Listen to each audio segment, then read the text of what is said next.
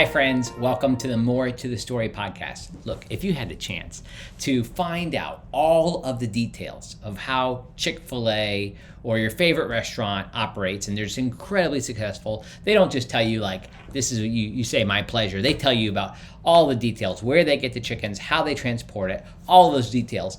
You would want to know that secret. Same thing would be true as if you learned all the secrets from Warren Buffett for trading stocks and all that would be involved there. Maybe there's somebody's able to give you the secret to how you can be a great athlete. You want to listen. Well, I'm telling you, today's podcast is so unique because what is going to happen is we are going to hear from somebody who is like the Chick-fil-A, the Warren Buffett, the LeBron James, whatever you want to say, of thinking about discipleship in the home, and that is Dr. Matt Friedeman. So I am so glad that he's on the podcast today to talk to us about this important topic. Now, this podcast today is sponsored by Wesley Biblical Seminary, where I work, where I am right now, where we are developing trusted leaders for faithful churches. And we do that through a host of programs from bachelor's, master's, and doctoral degrees. We would love for you to find out more about how you can invest in or become yourself a trusted leader serving faithful churches. Like there are faithful churches all around the country, particularly with what's happening in light of some of the transitions in the bigger Methodist family. There are going to be churches looking for pastors, and they need to be trusted. And we believe like God has equipped us here at Wesley Biblical Seminary to prepare people to do that. Secondly, I want to make sure you know about a couple of things that are coming down the pike. In case you don't know, my new study on the book of Jude, Contender, has come out. There are 6 sessions in this study. It's meant for small groups, but it's been, right now there's a couple groups that are doing it for like a large Wednesday night Bible study, like 50, 60 people. They're watching the video, they're going off in small groups to talk about it. There's discussion guides, there's a discussion forum where I'll be able to answer questions online, and then there's also 6 bonus sessions that go deeper into some topics. And why this is so important for our time is that it's highlighting something that is happening in the life of this church that Jude's called to serve, where there's a group of people who have secretly slipped in, who are purporting heretical views. They're like trying to teach us, trying to lead people astray. And so Jude calls upon these people to contend for the faith once for all delivered to the saints. And I found that people who are in this season of the church where there are competing visions of what the Orthodox faith is are being encouraged by this study. So I'd love for you to check it out at andymillerthird.com. That's andymilleriii.com. Thanks so much for checking this podcast out. I think you're going to enjoy this conversation with Matt Friedeman. God bless you. Well, here we are for the interview with Dr. Matt Friedeman to talk about his new book, The New Discipleship in the Home. Matt, I'm so excited you have this book that's come out. Well, it's only new because of the new, okay? So it's an old book, Discipleship in the Home, but the new is the new. So added some things to it. Okay, but it's come 10 years after the first time you published. Did you look it up? I didn't know that. Well, 10 years later? I thought that was what it was. I don't know. But your life's a little different. Well, see, 10 years it later, is. right? Yeah, so now you're not. You don't have any kids in the home at this point. This is coming from the seasoned champion, family discipleshipper. Yeah, seasoned champion. I've never been thought of that way by anybody that I know of. Okay, so I have 6 kids, and the last one is in his last year of college. Okay, so wow. So yeah, in some sense, if you want to know does it work, you can look at the kids. That's right. The proof's in the pudding. And I'm thinking, I kind of like my kids. I like the way they turn out. And I think most people would say that kind of thing. I think most people are happy. But the reason we wrote the initial book was people were asking. Yeah, hey, sure. How do you do what you do? And so I thought, well, that might make a good book. And we start teaching a class first at the seminary on this stuff. And then I thought, probably get this into a volume. And so that's how all that happened. And rightly, all throughout the book and even already in this conversation, you're saying we. Well, so I asked my wife, Mary, I said, let's do this Matt and Mary Friedeman. She goes, no, just, I don't know. She thought maybe it'd be better for you professionally if you got this. I don't know what she thought. Never really probed that with her. But I think from the get-go I say, by the way. You do. I say this is a we thing. I know, and yeah. We did this together, and some of those ideas are her ideas. But we threw, obviously, most marriages do. You throw in together for the parenting of these beautiful people that God has given to you and hope for the best. Yeah. Now, it's interesting, too. One of the key ideas I got from your book is that you need to have a plan. Yeah. If you don't know where you're going, you're definitely get there. Yeah, I got a friend named Hal Perkins that Yeah. says something kind of fascinating. He says, everybody's getting discipled. Wow. Everybody is getting discipled by someone, something, some culture. So what we've got to decide is, how do we want our kids discipled best for the glory of God? So it's kind of important thought. When you have kids, they will be discipled. They are being discipled. And the culture has a plan in mind for your Right. kids. Satan has a plan in mind for your kids. Right. And so you've just got to say, well, I think that's understood. We'll just do the best we can. That's it. I'm not going to do the best I can. I'm going to have a plan to do the best I can. Amen. And I'm going to think it through. I'm going to pray it through. Then we're going to execute the plan. And we'll improve the plan along the way, because you have 6 kids, which you might have done for the first couple. You want to get better at as you go. So you morph it. Well, it's kind of like an army. You go out, you got a plan, and then you know that during the battle, things are going to shift, things are going to change. You're going to do things differently. But on the whole, we had a plan, and we did it pretty much with all 6 kids. Wow. And you started this plan with, it's called, like, you have this 18 by 18. Yeah. Help. What is that about? That's the biggest part of the book, is the age 18 list. And at one point, came home from seminary, and I was telling my wife about James Dobson. He, in one of his books, cited a study that you have to do these things before your kid's 18 months, years of age, or windows, doors will slam shut that can never be reopened again. Wow. That just puts the fear of the Lord in you. Right, sure. And so I said, you want to hear the list? She says, no. Oh, man. Whoa. I thought. I'm a sensitive guy, you know. I'm like not sensitive at all. But in that moment, the Lord graced me a sensitivity to say, just shut up.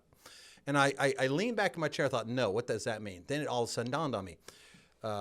Our eldest, his name's Caleb, was 17 months old at the time. 18 months was next month.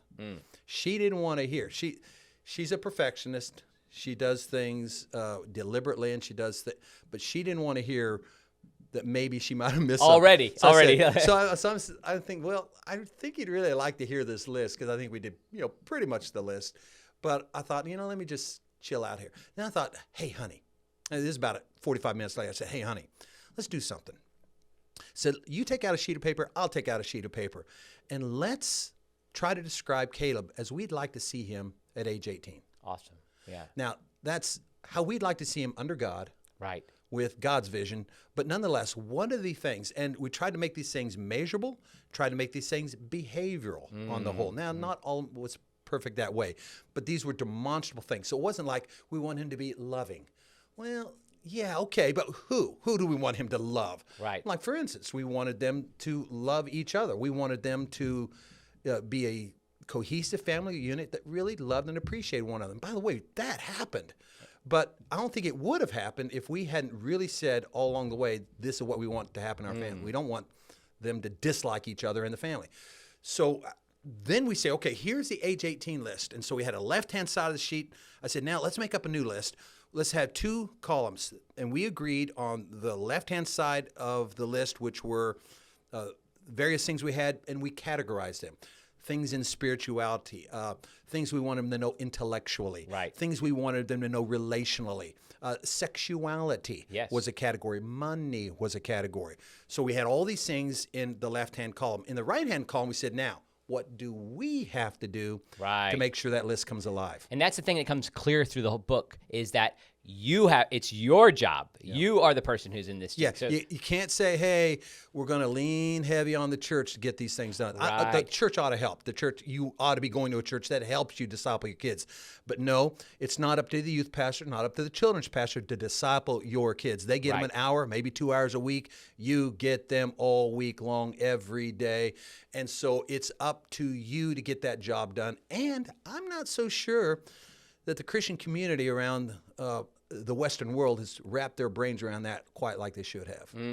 Yeah, it's definitely something that we're lacking. You describe kind of a key moment here, and I think it's so interesting that there is this moment where you realized, you just highlighted that you were thinking at one point in the church you're attending wasn't supplying certain things. And you're kind of getting in this negative place, but then you changed. You changed that. Yeah, I think so I'm going to a church, and we don't do things. We're kind of low church, Right, And right. I like whatever the low church is. I like it. That's how I like to worship in low church.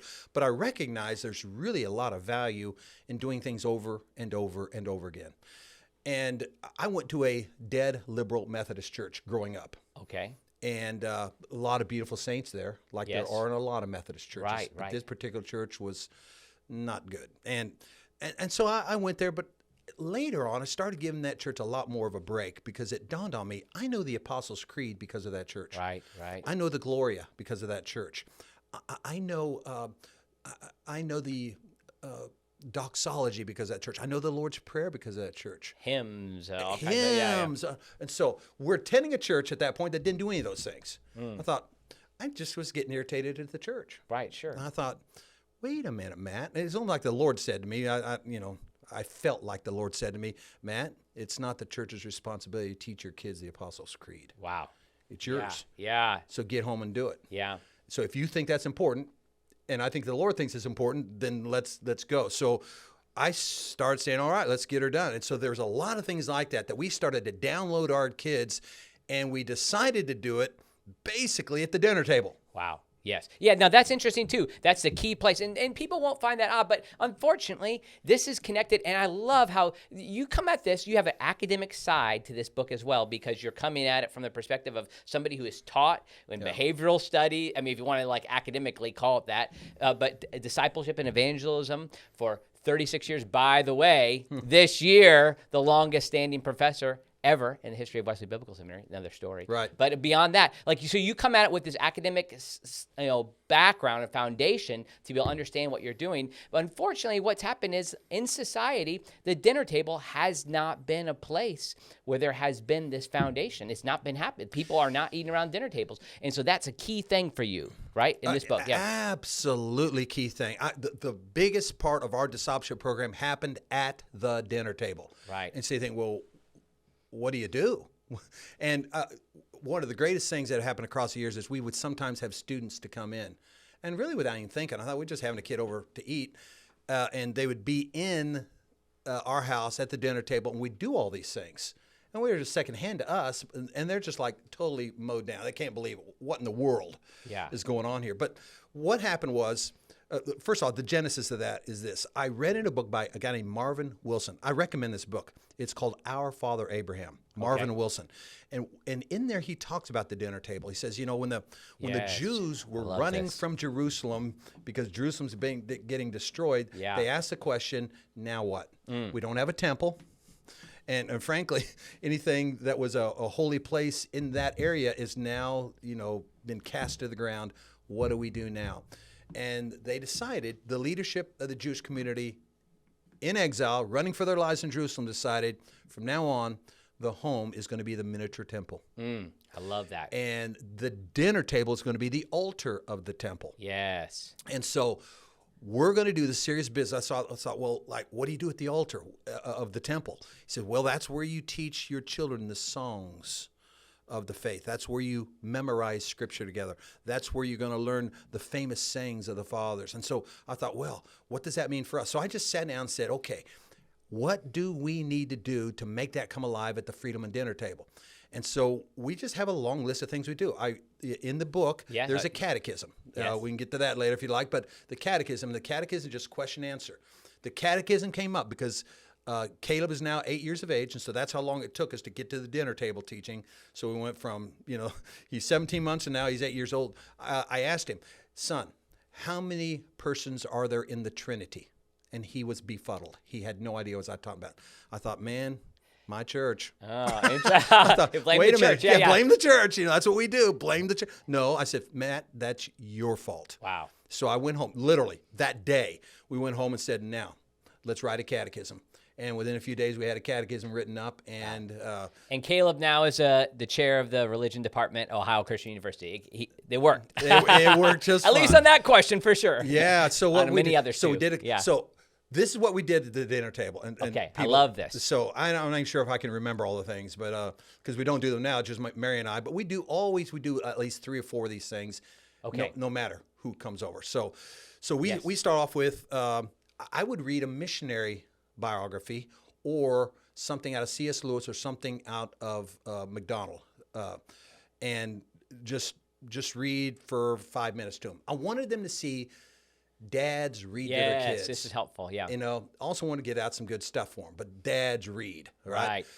Because mom's doing most of the reading. Right. So they saw me read, and we would get into something like that. So we start with the mission biography or some classic thing from Lewis or McDonald. Then we'd say, okay, let's do the catechism, and we do a section of the catechism. Throw out the questions, they spit back the answers. Then we did a song. We do a hymn. And they all have hymn books. I love this. That's the second time through this book I realized, I need to do that. So there's a new seedbed hymnal coming out. That's going to be a great one. And one of the reasons that's is a great hymn book. First off, a friend of ours puts it together. Yes. And Jonathan Powers, by the way, who puts that together, had some discipleship emphasis with my kids when they were at Asbury. Okay, so interesting. Jonathan, shout out to you. And interesting, and Julie Tennant also is a part of that. And they have their catechism coming out too. Oh my goodness. So yeah. I can't even. Yeah. But these are just tools that you could use in addition to your catechism here. But I wouldn't even worry about those tools. Do my catechism. But I loved that was something I said to Abby after I read this yesterday. I'm like, we have to get hymnals. So we got a hymnal, and by the way, again, let me get back to that. Jonathan Powers, and I think were you not on that committee to decide? Yeah, I was. Yeah. So there are 6 Salvation Army hymns in that. I don't know what the other 5 are. Don't really care. Probably won't like them when I find out what they are. But one of them, boundless salvation belongs in every hymn book in the world. Thank you. And it's not in the hymn book I'm using right now. So we made it up for our kids. We just said, here's a sheet. This is what we're singing today. Boundless salvation. And of course, what's it had? 20 verses or something? That's right. It goes for a while. There's a lot. Yeah, that kind of makes you grumpy if you do them all. So anyway, we do the catechism. We'd sing a hymn and do some reading. Then we have Old Testament passage that we would have worked on together. Usually that's a chapter, or if not a chapter, significant memorizing. Yep. So we'd spit out an Old Testament, a New Testament. We do a creed. They have learned and or something profound from John Wesley or William Booth. Okay. That's a longer thing, but you think, man, like they know all these things. They know them all. They know everything by heart. Right. Well, and you challenged me last year. First time I read Discipleship in the Home, I came kind of like you at that moment with James Dobson. We're learning the Apostles' Creed because we're in a we've been in similar low church sort of situations. Oh yeah, sure. Yeah, so we started this. Now, do you do this? I know this is a kind of a technical question that made it seem important. You do it before dinner. Oh yeah, right. Absolutely. Instead of after. No, now, I think it's interesting. No, you might not like the Miller House. We're doing after, but the food's getting cold. Tell me your rationale there. So, let me get through the rest of this. Okay, sorry. Then we'll come back to the question everybody asks about it. So we do all these things. We do an Old Testament passage, New Testament passage. We do a creed and or a John Wesley thing at length or a William Booth thing. Well, when I think say at length, it takes you about a minute to say it together. Okay. Then we'll do at the end of all that, we'll do a famous prayer, St. Augustine or St. Francis of Assisi or Lord's Prayer or a Pauline prayer. We'll do a prayer together. Then we do ATS, adoration prayer, thanksgiving prayer, yes, I love supplication prayer. And you skip in that situation the confession. Yeah, we do. I like that. Yeah, it creates indigestion. So anyway, we might ought to include it anyway. But so those things, and so it's a list of about 7, 8, 9 things that we do, and the question everybody asks, it's usually asked by a woman when we do seminars on this. The number one, I thought, man, all the fascinating things you could ask about. What did they ask about? How do you keep the food warm? And the answer is just as simple as a question: put a lid on it. Oh, there you go. No, seriously, that's it. Yeah, sure. That's it. Mary said, just put a lid on it, and or she has to get up and go get the food and bring it at that point. But we just think that's better. That's more bread of life stuff than bread itself. And so we just think it's that important to do. And they have learned through the years that's just normal for our house. It's just going to take a little while. It takes the whole thing. The whole thing takes about 10 minutes. Wow. That's 10 minutes a day. The reason we did it was this. I think a woman with their children ought to lead a devotional time every day. Mm-hmm. And we were having a tough time doing it given the age gap and the bedtimes, and we just never found a good time to do it. I thought, wait a minute, Marvin Wilson might have a good piece of advice here. And Matt Friedeman doesn't miss very many meals. So the meal time looked to me to be the best time to get her done.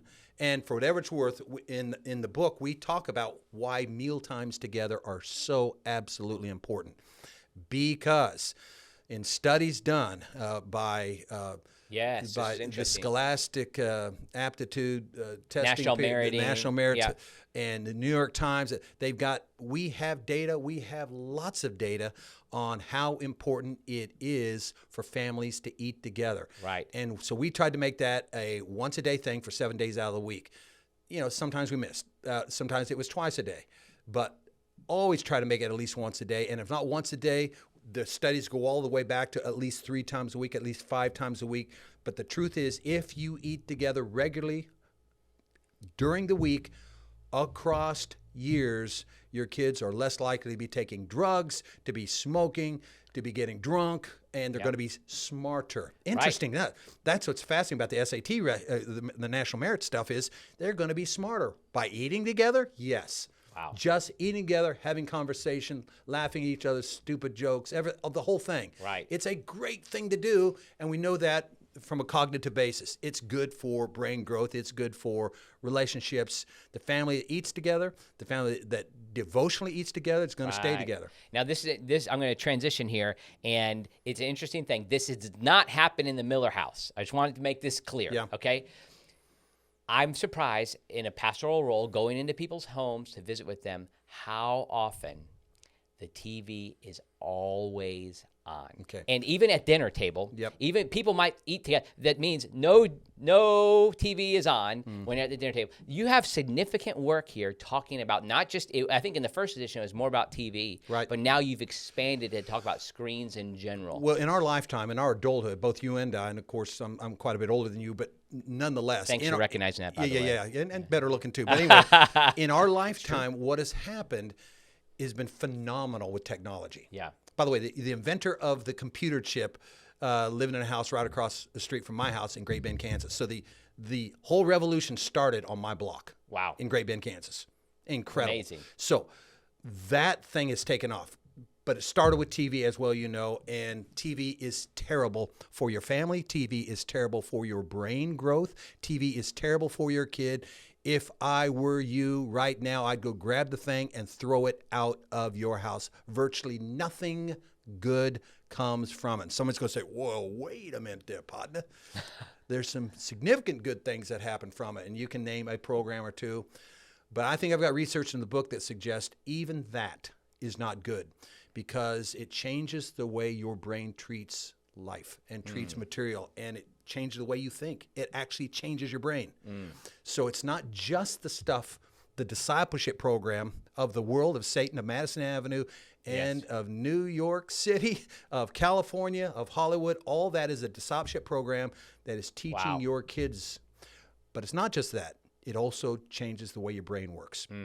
Now, in our lifetime, with that computer chip, it's amazing what's happened. It's not just a TV thing anymore.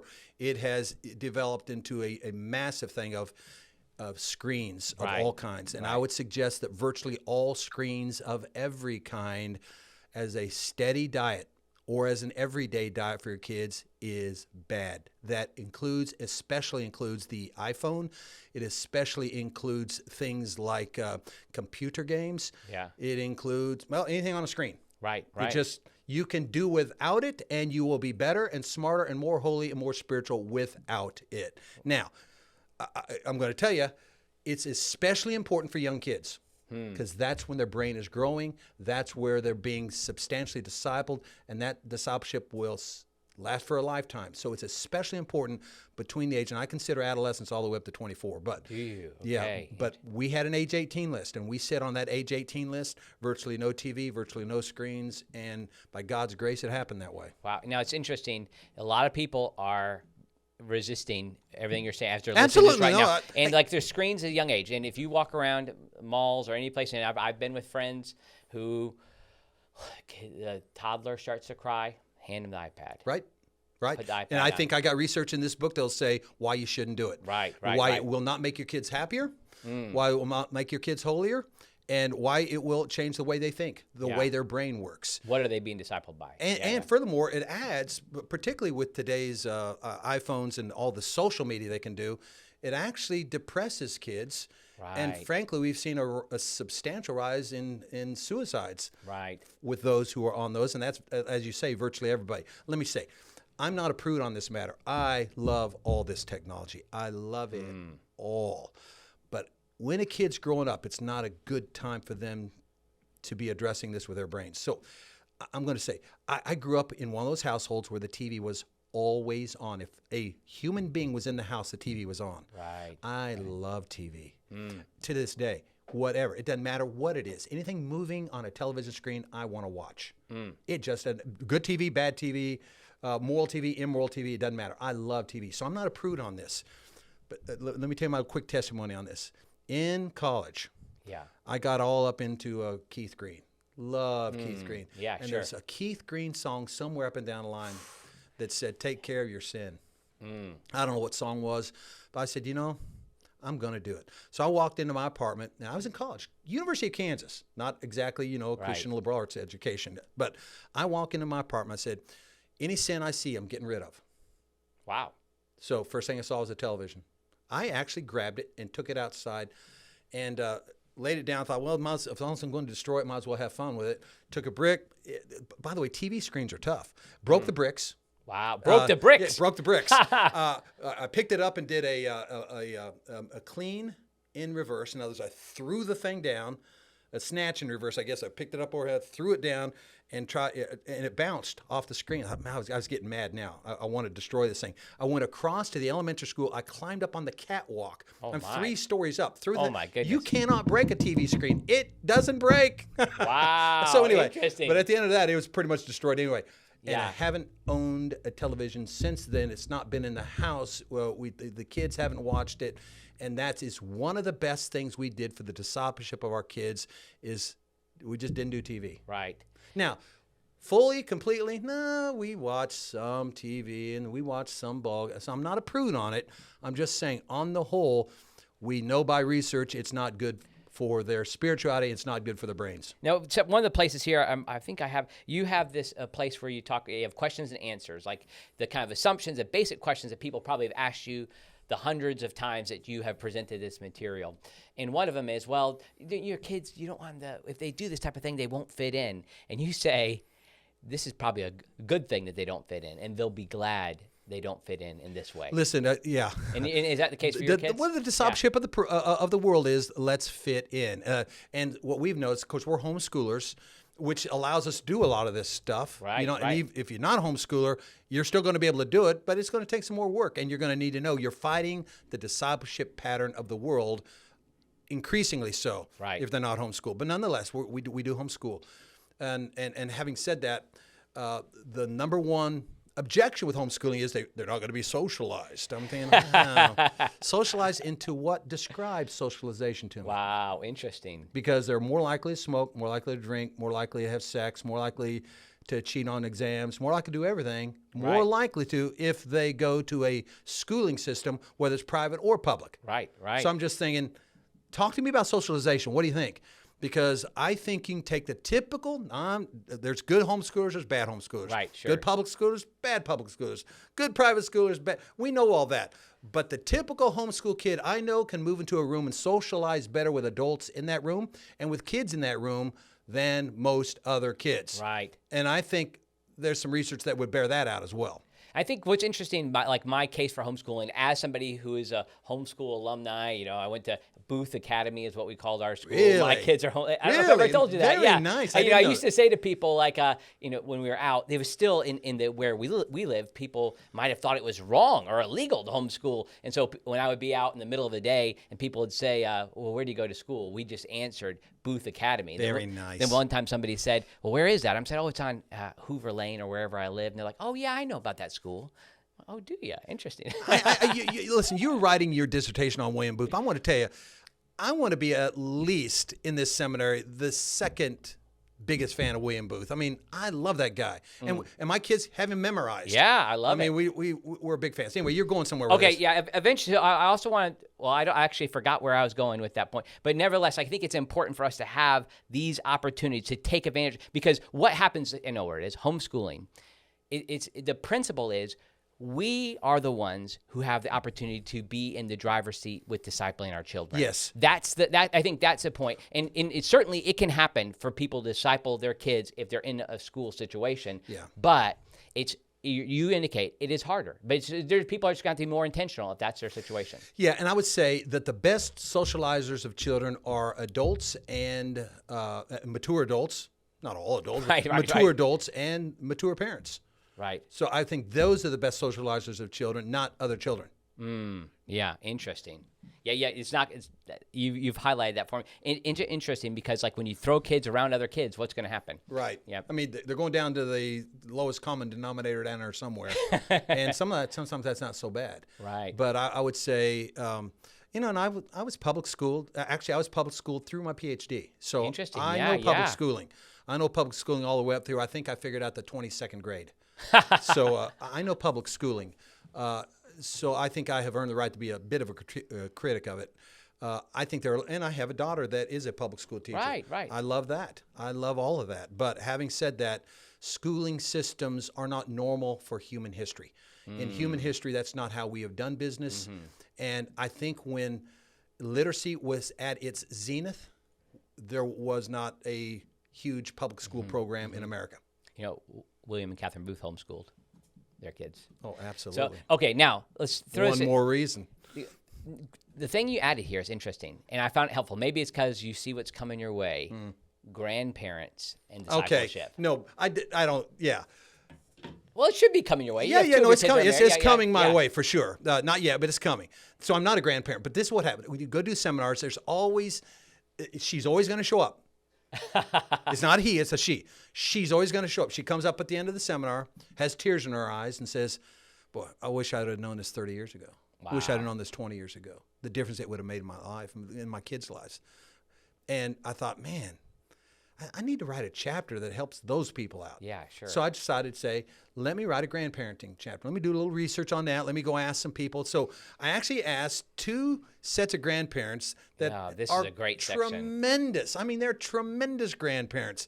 And I know some others around here that I didn't have time, didn't want to do 50. I just went to 2 that are really great. And I include what I found from them, learned from them in the book. Oh, it's great.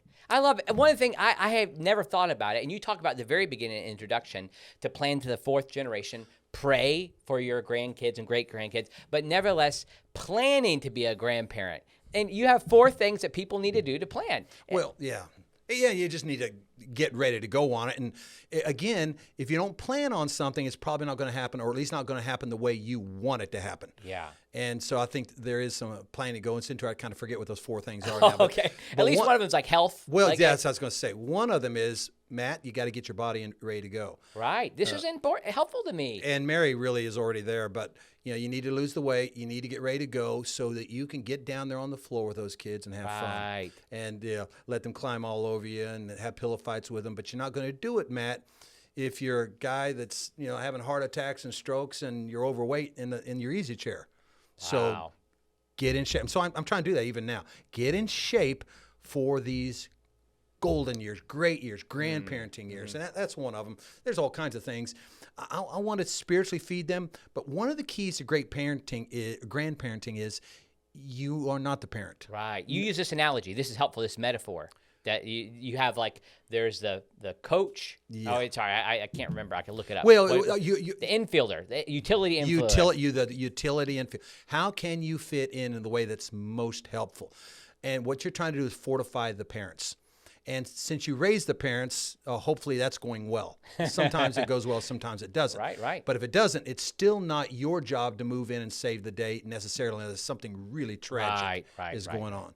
And so I just think that to be supportive of the parents, and the utility infielder says, hey, listen, we'd like to babysit for you guys when you don't want to take a night out. We'd love to have the kids over. We'd like to come over for the kids. And just say vacations, any number of things where you can move in and love them, support them, and speak into their lives. Always in support of the parents. Yes, that was a key point too. And both of the grandparents we talked to were extraordinary at doing that. Yes, I love that. And in the grandparents' role in discipling as well. I love, okay, so you also have a great appendix here that has examples of all this. You have the catechism in here. You have the creeds that you use, not just the Apostles' Creed, but even the sayings that you have across the way. So anything else that you want to tell people about this second edition? Well, listen, it was a lot of fun to put together because you're thinking, okay, let's take another whack at this. What would I leave in? What would we take out? A lot of it we left in. One of the things that we really wanted to accentuate was the power of words and that of speaking conversationally into the face of your child. The more you do that, the smarter they're going to be, particularly when they're before the age of 5 or 6. The more you speak into their face, to them, have a conversation with them, it's just a huge intellectual boost. Right. And read to them. We usually got to be crazy readers. My wife was a crazy reader. And of course, I already told you give examples too. Yeah. Great examples. Yeah. So a lot of good books in the back.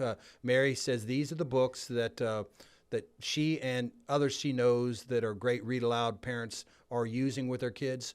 So yeah, a lot of fun stuff. And you tell dads they need to be reading out loud to the kids too. I think it's important that the kids know that their dads are readers, and it's important because, it's one thing for a woman, it's one thing for a mom to do it, but it really adds power when both parents are doing it, and dads need to weigh in heavy. Mm-hmm. Listen, we're tired. We get home, we're tired, we're exhausted. We just want to hit the hay. No.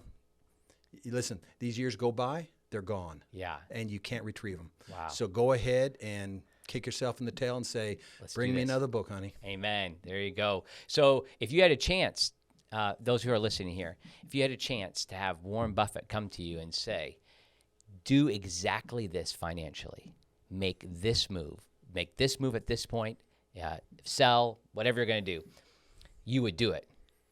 Your kids are more important than your money. And here you have the Warren Buffett of family discipleship saying, these are things that you can do. So I encourage everybody to go out and get this book. Where can they get it? And tell us what they can do. Also tell about your class. People could audit your class or take your class. We got a class right now going on, and it comes out. We do it at least once a year, sometimes more. But this is put out by Teleos Press and Francis Asbury Press.